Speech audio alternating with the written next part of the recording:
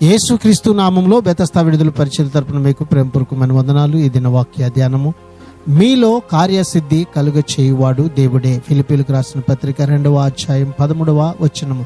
దేవుడు విశ్వాసుల్లో ఉండి వారి ద్వారా తన పనిని కొనసాగిస్తాడు. కనుక మనము చేయవలసింది ఏమీ లేదని అనుకోకూడదు. ఆయన మనకు అంతరంగంలో ఇచ్చిన ఆధ్యాత్మిక జీవాన్ని ఆచరణలో పాటించేందుకు ఆయనతో కలిసి పని చేయాలి.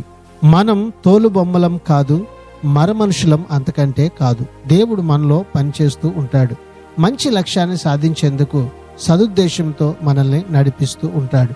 మనం మరింతగా క్రీస్తు పోలికలోకి మారాలని దేవుడు కోరుకుంటూ ఉన్నాడు. ఈ పరమ శ్రేష్టమైన పనిలో మనము ఆయనతో సహకరించి ముందుకి కొనసాగి ధన్యులముగా జీవిద్దాం.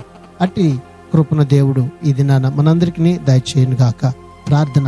సకల ఆశీర్వాదములకు కారణభూతుడివైన మా ప్రియ పరలోకపు తండ్రి యేసయ్య, మరొక నూతన దినాన్ని మీరు మాకు ఇచ్చినందుకు వందనాలు, స్తోత్రాలు చెల్లిస్తూ, మేము నీ పక్షంగా సంపూర్ణమైనటువంటి శక్తి కలిగిన వారుగా నీ కార్యాలను ప్రభువా ముందుకు కొనసాగించే ధన్యతను మాకు దయచేయమని, అందుకు మమ్మల్ని శక్తిమంతులుగా సిద్ధపరచమని యేసు పరిశుద్ధ నామములో ప్రార్థిస్తూ అడిగి వేడుకుంటున్నాము తండ్రి. ఆమేన్.